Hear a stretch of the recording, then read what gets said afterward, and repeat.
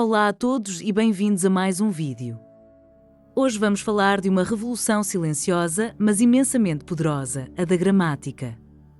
Vamos descobrir como Portugal, no século XVI, mudou a forma como o mundo olhava para as línguas. Agradeço a todos que já nos seguem. Se são novos por aqui, peço que deixem um gosto, comentem e subscrevam o canal. A nossa meta é chegar aos 30 mil subscritos antes do final do ano e a vossa ajuda é essencial para lá chegarmos. Quando pensamos em gramática, lembramos-nos de regras complicadas e de livros da escola. Mas a gramática é muito mais do que isso. É o primeiro esforço científico para descrever a ferramenta mais complexa e humana que possuímos, a linguagem. É um mapa do nosso pensamento, a arquitetura das nossas ideias. E a história de como criámos esse mapa é uma das mais fascinantes da nossa civilização, uma história na qual Portugal teve um papel absolutamente central. Esta aventura intelectual não começou na Europa. A mais antiga e uma das mais completas gramáticas que conhecemos foi criada na Índia há mais de 2400 anos. O sábio Panini, ao descrever a língua sânscrita, criou um sistema de regras tão lógico e detalhado que ainda hoje espanta os linguistas modernos. A sua obra mostra que a necessidade de compreender a estrutura da linguagem é uma busca universal e que não teve origem no mundo ocidental. No Ocidente, a tradição gramatical nasceu na Grécia. Por volta do século II a.C., um estudioso chamado Dionísio da Trácia escreveu a arte da gramática. Foi ele quem primeiro definiu as famosas partes do discurso, como o nome, o verbo ou o pronome, categorias que, com algumas adaptações, ainda hoje usamos para analisar as nossas frases. O seu objetivo era preservar o grego clássico dos grandes autores, como Homero, estabelecendo um padrão de correção. Os romanos, herdeiros da cultura grega, adaptaram este modelo para a sua própria língua, o latim. Gramáticos como Hélio Donato e Prisciano tornaram-se as autoridades máximas no assunto. As suas obras foram a base de toda a educação na Europa durante mais de 1000 anos. O seu método, no entanto, era profundamente conservador. A função da gramática era ensinar a escrever bem em latim, imitando os autores clássicos, e não descrever a língua como ela era realmente falada. Este modelo, conhecido como prescritivo, dominou a Idade Média. A gramática não era vista como uma ciência que descreve a realidade, mas como uma lei que dita as regras do bem falar e do bem escrever. O latim era a língua de Deus e da cultura, e as línguas faladas pelo povo, as línguas vernáculas, eram vistas como versões imperfeitas e corruptas, sem regras dignas de estudo. Esta visão apenas começaria a mudar com o humanismo do Renascimento. Com o Renascimento, as línguas nacionais começaram a ganhar prestígio. Em Itália, em França e na Península Ibérica, os escritores começaram a usar as suas próprias línguas para criar obras de arte e os novos Estados centralizados viam na língua um instrumento de poder e de unificação. Surgiu então a necessidade de criar gramáticas para estas línguas, para as fixar, para lhes dar o mesmo estatuto de dignidade que o latim tinha tido durante séculos. O primeiro passo monumental nesta direção foi dado em Espanha. Em 1492, no mesmo ano em que Colombo chegou à América, o humanista António de Nebrija publicou a Gramática da Língua Castelhana. Foi a primeira gramática de uma língua europeia moderna. A obra de Nebrija, no entanto, tinha um propósito claro e assumido. Era uma ferramenta política para unificar o Reino de Espanha e para ensinar o castelhano aos povos do seu crescente império. Nebrija afirmou perante a Rainha Isabel que a língua é companheira do império. A sua gramática foi criada para servir este propósito. Metodologicamente, ele seguiu de perto o modelo latino de Prisciano, tentando encaixar à força a língua castelhana, um idioma vivo e em mudança, nas caixas e nas regras de uma língua morta. O seu objetivo era disciplinar o castelhano, provando que era tão nobre e regrado como o latim, digno de ser uma língua imperial. Esta abordagem, embora pioneira, era essencialmente conservadora e normativa. Via a língua como um objeto a ser polido e corrigido, usando o latim como molde perfeito. Para Nebrija, a autoridade da língua não vinha do povo que a falava, mas sim das regras herdadas da antiguidade clássica. Este contexto é absolutamente fundamental para se perceber a magnitude da revolução que iria acontecer em Portugal 44 anos mais tarde, com um homem de pensamento radicalmente diferente. Esse homem era Fernão de Oliveira, uma das figuras mais fascinantes do Renascimento português. Foi padre, piloto, soldado, espião, teórico da guerra naval e, acima de tudo, um linguista genial. Era um homem de ação e de um intelecto brilhante, cuja vida aventurosa o colocou em contacto com a realidade do mundo e da linguagem de uma forma que poucos académicos da sua época alguma vez experimentaram, moldando a sua visão única. Em 1536, em Lisboa, Fernão de Oliveira publicou a sua Gramatica da Linguagem Portuguesa. À primeira vista, poderia parecer apenas a resposta portuguesa à gramática de Nebrija. Mas era muito mais do que isso. Era uma obra com uma filosofia completamente nova e revolucionária que quebrava com quase 2000 anos de tradição gramatical e que plantava as sementes da linguística como a entendemos hoje, como uma ciência moderna. A primeira e mais importante revolução de Oliveira foi na própria finalidade da gramática.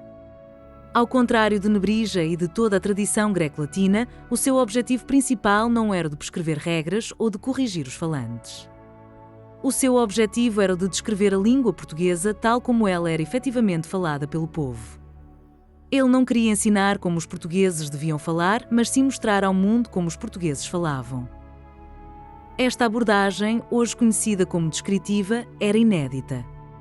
Oliveira inverteu a lógica da autoridade. Para ele, a regra não vinha dos livros antigos, mas do uso corrente. A sua máxima era que o uso é o mestre da língua.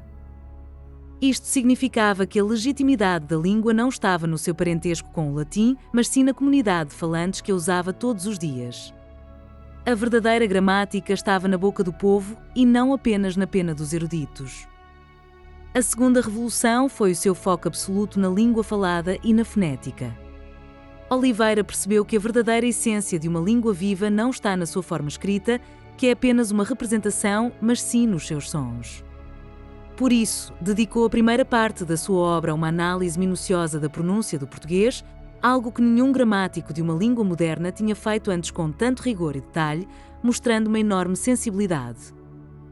Ele descreveu os diferentes sons do S, as vogais nasais que são tão características do português e a forma como as letras se combinavam para formar sílabas. A sua preocupação com a correspondência entre o som e a letra era tão grande que ele chegou a propor uma reforma do alfabeto, sugerindo a criação de novas letras para representar sons que não tinham uma letra própria, antecipando em séculos os debates sobre a reforma ortográfica. A terceira revolução foi a autonomia que ele deu à língua portuguesa em relação ao latim. Enquanto Nebrija se esforçou por mostrar como o espanhol se encaixava no modelo latino, Oliveira fez o oposto. Ele analisou a estrutura do português a partir de dentro, criando categorias e explicações que serviam à língua portuguesa, mesmo que não existissem em latim. Ele libertou o português da obrigação de ser um reflexo do seu antepassado linguístico. Por exemplo, ao analisar os verbos ou a complexa colocação dos pronomes, ele não recorria às regras latinas, mas sim a exemplos do uso cotidiano. Ele observava, ouvia e descrevia a lógica interna do português. A sua gramática é um testemunho da sua fé na língua como um sistema autónomo e autossuficiente que não precisava de ser validado por nenhuma autoridade externa, fosse ela política ou clássica, para ser considerado perfeito. O próprio título da obra é uma declaração de intenções. Ele não lhe chamou gramática da língua portuguesa, mas sim da linguagem portuguesa. A escolha da palavra linguagem, que remete para a fala, para o ato de comunicar, em vez de língua, que remete para um sistema mais abstrato formal, sublinha a sua crença de que a verdadeira gramática reside no uso concreto e vivo que as pessoas fazem da sua língua no seu dia-a-dia. Com esta abordagem, Fernão de Oliveira não foi apenas o autor da primeira gramática portuguesa, foi um dos primeiros pensadores linguísticos modernos da Europa. A sua metodologia descritiva, o foco na fonética e a análise da língua como um sistema autónomo antecipam os pilares da linguística científica, que só se desenvolveria plenamente 300 anos mais tarde. Estava séculos à frente do seu tempo, um verdadeiro visionário. A sua obra era tão avançada e tão radicalmente diferente da tradição que, infelizmente, não foi totalmente compreendida na sua época. Gramáticos posteriores, como João de Barros, voltaram a um modelo mais clássico e normativo, mais próximo do de Nebrija, porque era mais familiar e servia melhor aos propósitos de um império que, tal como o espanhol, também via na língua um instrumento de poder e de padronização para ser usado nas suas conquistas. Apesar deste impacto inicial limitado, a filosofia de Oliveira teve consequências mundiais indiretas, mas profundas. Foram os missionários portugueses que, ao contactarem com línguas totalmente novas no Brasil, em África e na Ásia, se tornaram os seus herdeiros espirituais. Confrontados com idiomas como o tupi ou o japonês, o modelo latino era inadequado. Eles foram forçados a adotar uma abordagem descritiva, tal como Oliveira, criando algumas das primeiras gramáticas de línguas não europeias escritas a partir de uma perspectiva europeia. Este trabalho colossal de linguística missionária, nascido da necessidade prática do Império, criou a base para a seguinte grande revolução. Ao descreverem dezenas de línguas nos seus próprios termos, os portugueses reuniram um tesouro de dados que permitiu, séculos mais tarde, o nascimento da linguística comparada. A ideia de que se podem comparar sistemas linguísticos para encontrar famílias e origens comuns só é possível se, primeiro, se aceitar a validade de cada língua como um sistema autónomo. Assim, o legado de Oliveira é imenso. A sua gramática é um documento extraordinário não só da língua portuguesa do século XVI, mas também do espírito do Renascimento português. Um espírito empírico que valorizava a observação direta da realidade mais do que a repetição de dogmas antigos, seja na exploração de novos mares, seja na exploração da estrutura de uma língua, como ele brilhantemente fez.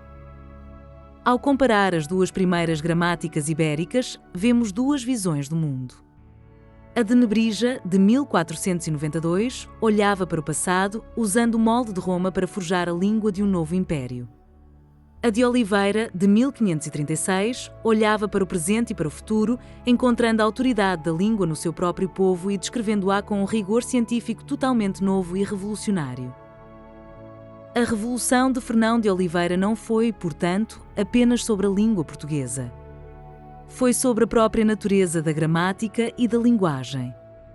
Foi uma das primeiras vezes em que uma língua viva foi tratada não como uma versão decadente de um ideal clássico, mas como um objeto de estudo científico válido por si mesmo, com a sua própria lógica, a sua própria beleza e a sua própria autoridade, que emanava diretamente dos seus falantes.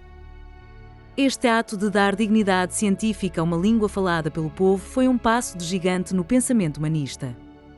Foi a afirmação de que a cultura não reside apenas nos textos antigos, mas também na criatividade viva e constante das comunidades.